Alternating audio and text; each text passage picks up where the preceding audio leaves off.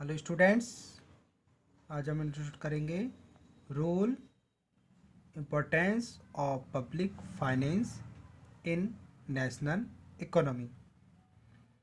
राष्ट्रीय अर्थव्यवस्था में लोक वित्त की भूमिका महत्व। देखिए, वर्तमान समय में प्रत्येक देश की अर्थव्यवस्था में राजस्व की भूमिका अत्यंत महत्वपूर्ण हो गई है और इसके महत्व में लगातार वृद्धि हो रही है। इनफैक्ट ज्यो ज्यो सरकार का कार्य क्षेत्र बढ़ रहा है, वर्क स्कोप बढ़ रहा है, वैसे वैसे पब्लिक फाइनेंस का महत्व भी बढ़ता जा रहा है। अतः आज ये कहा जाता है कि वित्त एक महान नीति है। सुदृढ़ लोक वित्त के अभाव में सुदृढ़ सरकार संभव नहीं है, पॉसिबल नहीं है।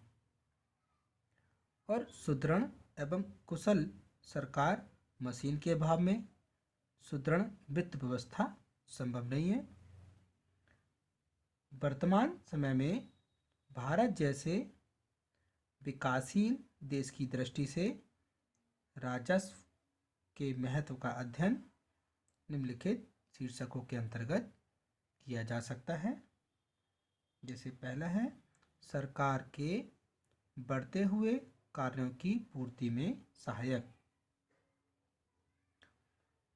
सरकार के कार्य क्षेत्रों में निरंतर वृद्धि हो रही है और बढ़ते हुए कार्य को पूरा करने के लिए पर्याप्त वित्त और उस वित्त के उचित वितरण की आवश्यकता पड़ती है।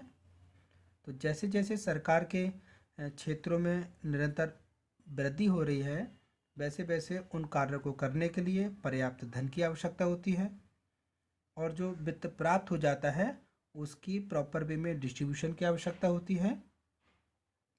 इसके लिए निश्चित रूप से राजस्व की महत्वपूर्ण भूमिका है।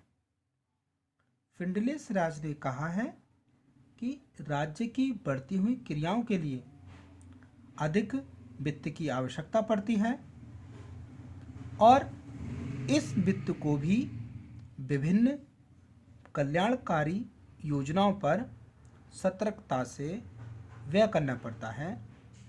ये सब लोक वित्त के प्रिंसिपलों की हेल्प से, लोक वित्त के सिद्धांतों की सहायता से ही किया जा सकता है। नेक्स्ट पॉइंट देखेंगे महत्व का, आर्थिक नियोजन में महत्व। आज का युग आर्थिक नियोजन का युग है। प्रत्येक देश अपने संतुलित एवं तीव्र इकोनॉमिक डेवलपमेंट के लिए प्लानिंग को फॉलो कर रहा है। आर्थिक नियोजन की सफलता बहुत कुछ राजस्व की उचित व्यवस्था पर निर्भर है कि अगर हम आर्थिक नियोजन की सफलता चाहते हैं तो ये सब राजस्व की उचित व्यवस्था पर डिपेंड है। करारोपण या लोक व्यय की छोटी सी भी गलती आर्थिक नियोजन के उद्देश्यों की प्राप्ति में एक महत्वपूर्ण बैरियर बन सकती है, एक महत्वपूर्ण बाधा बन सकती है। थर्ड हेडिंग देखेंगे, आय एवं संपत्ति के वितरण में विषमताओं को कम करने में सहायक। आज के समय में सामाजिक और आर्थिक समस्याओं में एक महत्वपूर्ण जो समस्या है वो आय और संपत्ति के वितरण में विषमताएं हैं। इस समस्या के सॉल्यूशन में, समाधान में राजस्व की विशेष भूमिका है। राजस्व के माध्यम से धनी व्यक्तियों से अधिक कर लिया जाता है और निर्धनों से कम कर लिया जाता है। धनी व्यक्तियों पर कम व्यय एक्सपेंसेस करने होते हैं और निर्धनों पर अधिक एक्सपेंसेस करने होते हैं। तो इस तरीके से हम आय और संपत्ति के वितरण में जो आने वाली विषमताएं हैं उनको हम दूर कर सकते हैं। नेक्स्ट, पूंजी निर्माण में सहायक। विकासशील देशों में आर्थिक विकास के क्षेत्र में एक महत्वपूर्ण समस्या पूंजी निर्माण की धीमी गति भी रहती है कि आर्थिक विकास के क्षेत्र में जो हमें पूंजी का निर्माण करना होता है इसकी जो स्पीड है बहुत धीमी होती है। इन देशों में आय और फलस्वरूप बचत का स्तर नीचे रहने के कारण पूंजी निर्माण धीमी गति से हो पाता है। मतलब आय भी कम है और बचत का लेवल भी बहुत नीचा है, लो है, तो पूंजी निर्माण भी हम ऑब्वियसली कह सकते हैं कि धीमी गति से होगा। तो इस समस्या के समाधान के विभिन्न उपायों में राजस्व का महत्वपूर्ण स्थान है। राजस्व के माध्यम से पूंजी निर्माण में भी सहायता मिलती है। प्रोफेसर नक्शे कहते हैं, अर्धविकसित देशों में पूंजी निर्माण की समस्या के रेफरेंस में राजस्व का एक नया महत्व बढ़ गया है। तो पूंजी निर्माण में भी हमारा राजस्व महत्वपूर्ण भूमिका निभाता है। नेक्स्ट पॉइंट, राष्ट्रीय आय में वृद्धि। विकासशील देशों में राष्ट्रीय आय बढ़ाने की आवश्यकता पर जोर दिया जाता है। जितने विकासशील देश हैं वहाँ एम्फेसाइज किया जाता है कि उनकी राष्ट्रीय आय बढ़े। इस दृष्टि से राजस्व का विशेष महत्व है। राजस्व नीति के द्वारा राष्ट्रीय आय में वृद्धि के लिए निम्न कदम उठाए जा सकते हैं। जैसे कर प्रणाली इस प्रकार की हो कि उसके द्वारा उपलब्ध साधनों में से अधिकतम बचत करके विनियोग किया जाए, कि कर प्रणाली ऐसी हो कि लोग अधिक से अधिक बचत करें और उसको इन्वेस्ट करें ताकि हमारी राष्ट्रीय आय में वृद्धि हो। ऐसे ही दूसरा पॉइंट है, सार्वजनिक व्यय और सार्वजनिक ऋण के उपयोग का अधिकांश पार्ट प्रोडक्टिविटी वर्क में लगाया जाए। मतलब सार्वजनिक व्यय और सार्वजनिक ऋणों के उपयोग का अधिकतर हिस्सा उत्पादक कार्यों में लगाया जाए। नेक्स्ट पॉइंट, सरकार स्वयं विनियोगता और उत्पादकता की भूमिका निर्वाह करे। सरकार स्वयं विनियोगता का कार्य करे और उत्पादकता की भूमिका को निर्वाह करे। फोर्थ, व्यक्तिगत विनियोगों को विभिन्न तरीकों से प्रोत्साहित किया जाए। जो इंडिविजुअल इन्वेस्टमेंट है उनको अलग अलग तरीकों से बढ़ावा दिया जाए, प्रोत्साहित किया जाए। 6 पॉइंट, मूल्य स्तर में स्थिरता या आर्थिक स्थिरता। सन 1929 से 1930 की विश्वव्यापी मंदी के अनुभव के बाद इस तथ्य को व्यापक रूप से स्वीकार किया जाता है कि अर्थव्यवस्था में स्थायित्व के लिए, स्टेबिलिटी के लिए राजकीय हस्तक्षेप अर्थात राजस्व नीति की महत्वपूर्ण भूमिका होती है।